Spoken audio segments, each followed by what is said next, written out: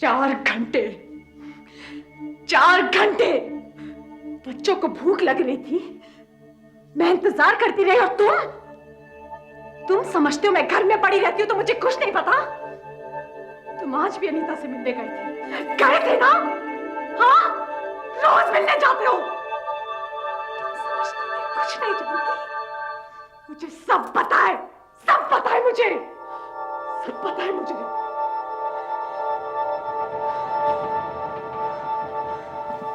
तुम्हें कुछ और बताना।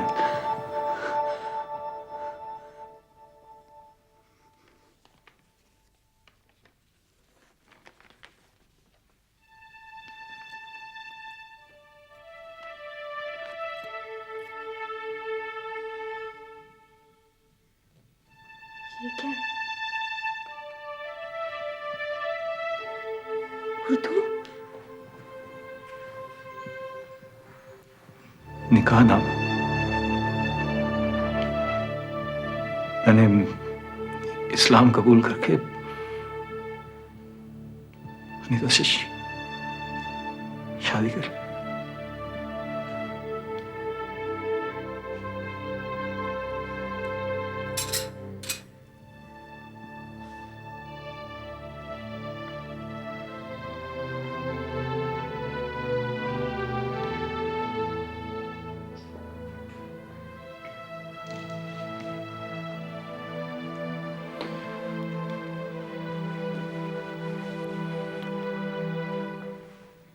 कविता, मैं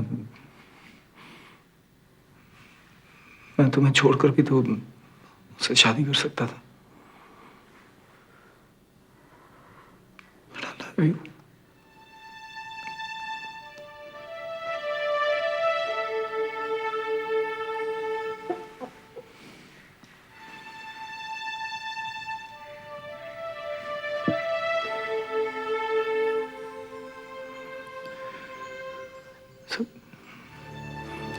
सब ठीक हो जाएगा कविता।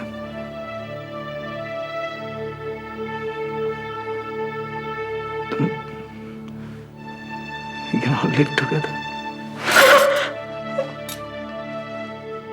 राजीव कविता से अनीता को साथ रखने की मिन्नतें करता रहा।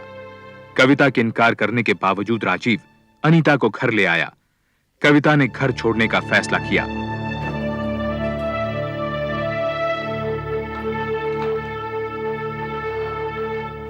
मम्मा, प्लीज। प्लीज कविता। कविता, सब ठीक हो जाएगा। यहीं रहते ना सब एक साथ। मम्मी, मैं नहीं चाहूंगी। तान्या, मैंने तुम्हें कहा ना कि हम लोग जा रहे हैं। मम्मी, मेरा कमरा भी यही है, मेरे टॉयज भी यहाँ हैं। तान्या, हम जा रहे हैं, बस। चलो, चलो।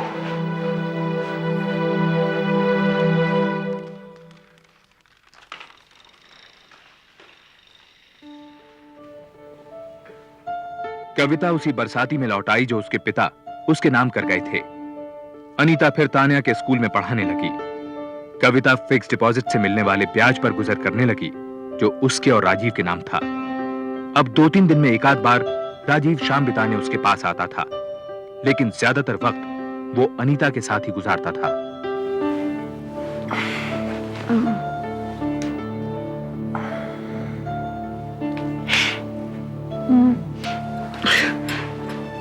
आज मत जाओ प्लीज, मेरी तबीयत ठीक नहीं है। कब से कह रही हो तबीयत ठीक नहीं? डॉक्टर क्यों नहीं दिखाती है? मुझे डॉक्टर की नहीं, तुम्हारी जरूरत है।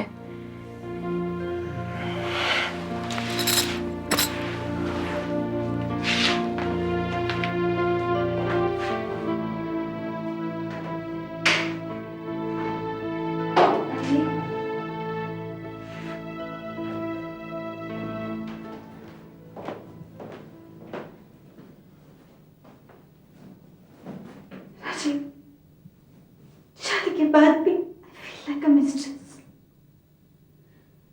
तुम्हारे लिए घर नहीं, तुम्हारा घर वही है जहाँ तुम्हारे बच्चे हैं। ऐसा क्यों बोलती हो अनीता? अनीता, सब कुछ तो है तुम्हारे पास। कविता बेचारी के पास तो कुछ भी नहीं है। बेचारी कविता, हाँ बेचारी, क्या है मेरे पास? ये घर जो उसका है, ये फर्नीचर, ये सामान, यहाँ तक कि वो बिस्तर भी उसका है। और तुम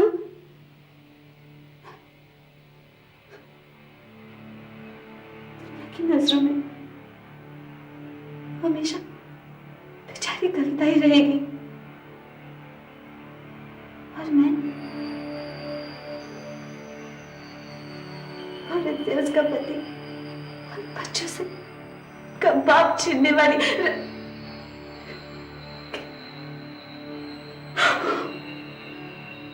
राजीव, तुमने कभी ये सोचा है कि शादी के बाद मुझ पर क्या गुजर रही है? शादी की जिद तुमने की थी।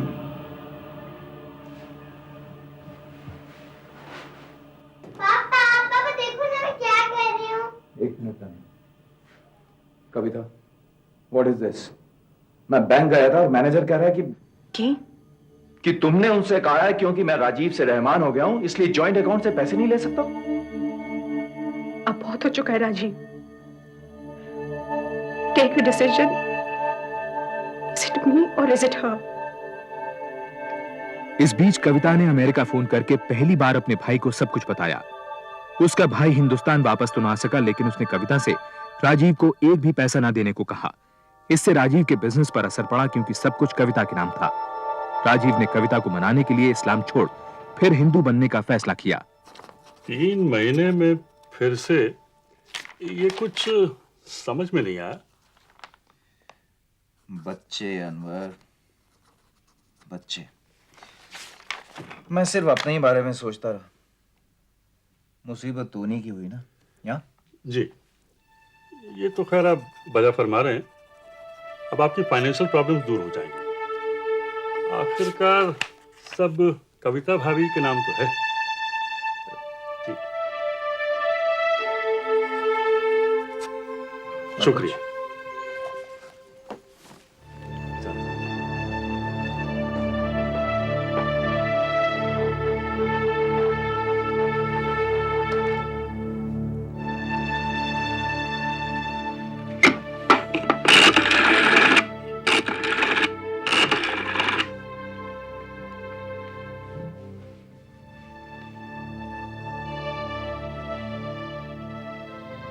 कविता, मैंने वापस लौटने का फैसला कर लिया।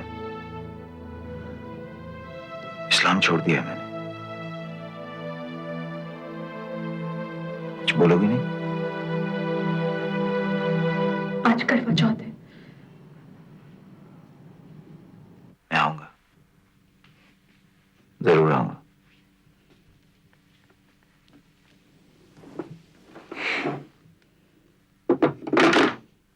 मैं आज डॉक्टर के पास गई थी। I am 2 months pregnant. फिर मेरा और इस बच्चे का क्या होगा राजीव? अनीता, मैं वापस नहीं जा रहा हूं कविता के पास। रियली? तो फिर दोबारा हिंदू क्यों बन गए? गॉड से प्लीज अनीता। ऐसा तो नहीं है राजीव कि तुम कविता से बोर हो गए, इसलिए तुमने मुझसे शादी की, और अब शायद मुझसे बोर हो गए हो, और फिर एक दिन इस बच्चे से बोर हो जाओगे। राजीव, मैं कविता नहीं हूं। मैं ये बच्चा हरगिज नहीं गिराऊंगी।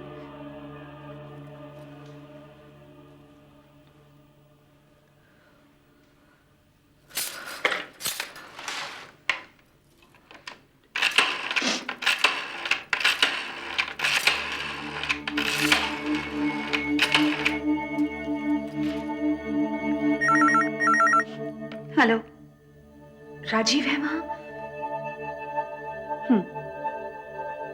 मैं उनसे बात कर सकती हूँ? वो इस वक्त मेरे साथ बिजी है, मेरे लिए फल काट रहे हैं और बिजी ही रहेंगे। ये मेरी पहली करवा चौथ है ना?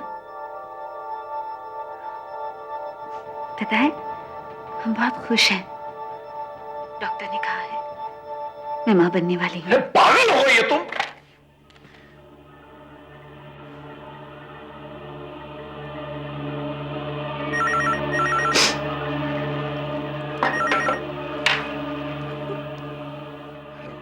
कविता, क्या हुआ कि कविता तुम ठीक हो ना?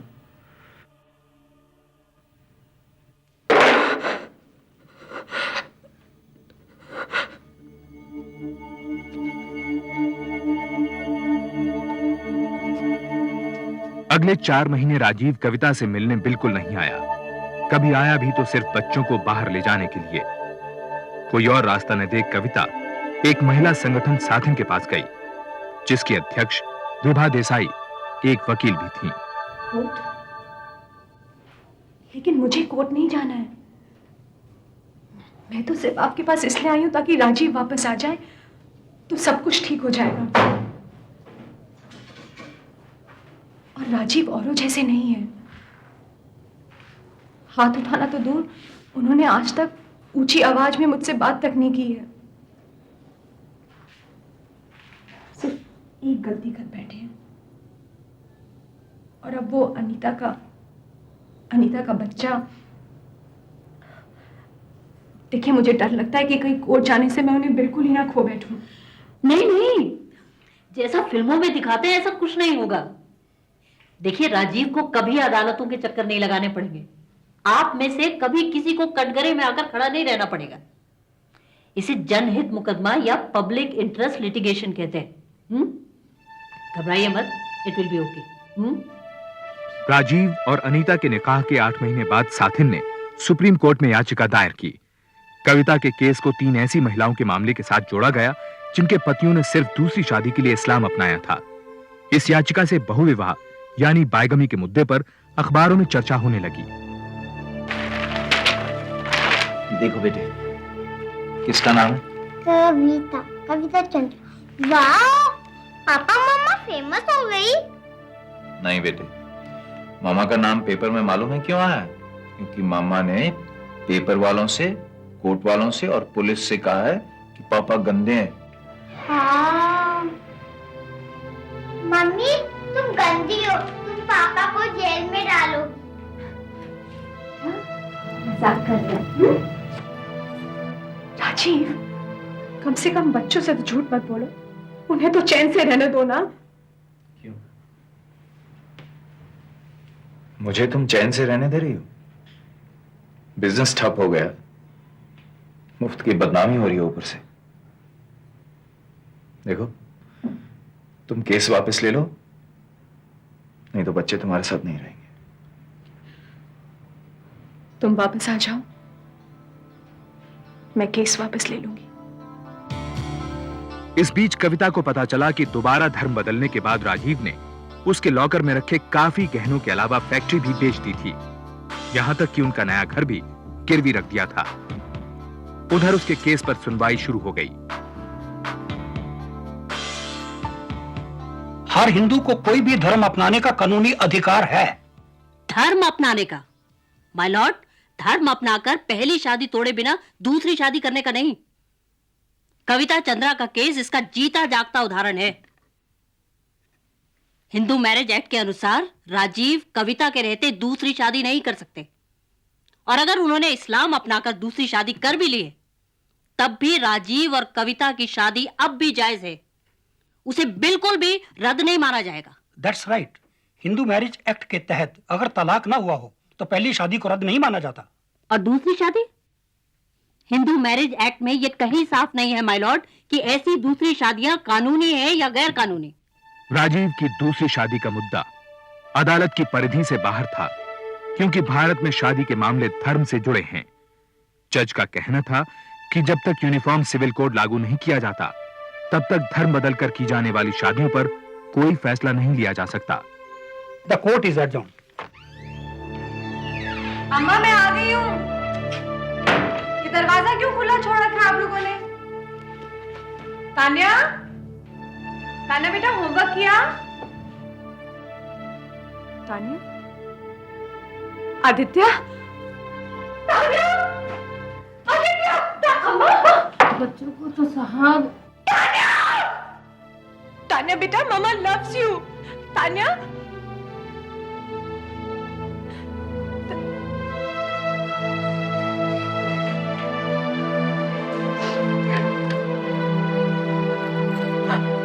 देखो राजीव, तान्या मामा लव्स यू बेटा, चलो ना घर। वो नहीं जाना चाहती है तुम्हारे साथ। वो खुश नहीं है, वो खुश नहीं है तुम्हारे साथ। तुम ठीक से बच्चों को रख नहीं सकती। और राजीव, राजीव मैं उसकी माँ हूँ, मैं उसकी। राजीव प्लीज तान्या चलो ना। नहीं जाना चाहती। राजीव इसको मत करो प्लीज। राजीव राजीव नहीं करो प्लीज। राजीव, तान्या मामा, तान्या। राजीव,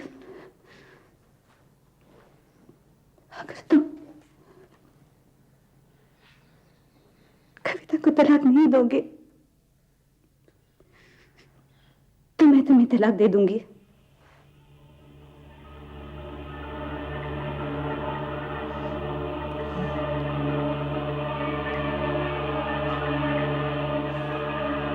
कौन सी शादी तोड़ रही है अनीता? तुम्हारा निकाह तो रहमान के साथ हुआ था, फिर राजीव को तलाक कैसे दे सकती हो तुम? और मुझे छोड़ने के बाद तुम्हारा ये बच्चा क्या कहलाएगा मालूम है ना तुम्हें?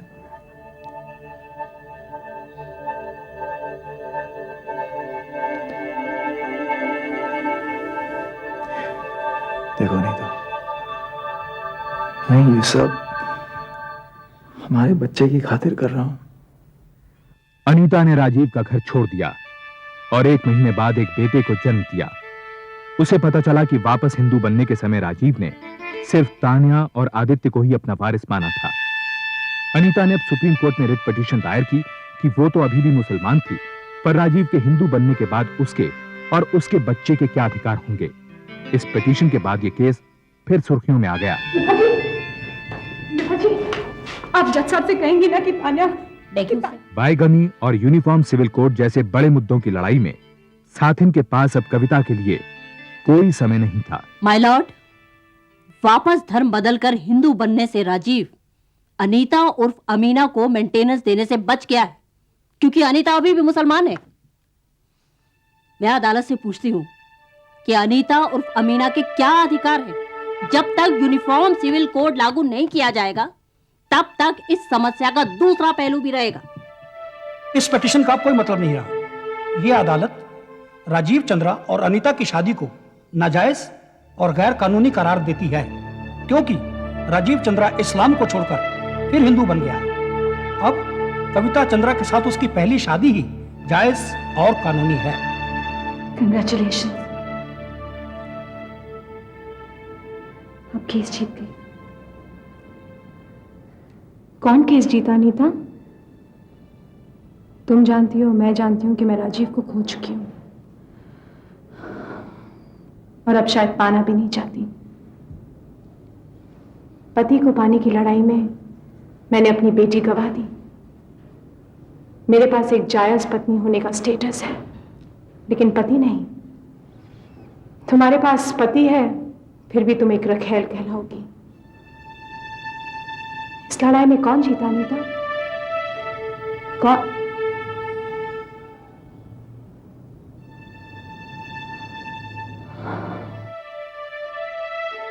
सुप्रीम कोर्ट ने यूनिफॉर्म सिविल कोड लागू करने के लिए सरकार को चिट्ठी भेजी, लेकिन इसका कोई नतीजा नहीं निकला।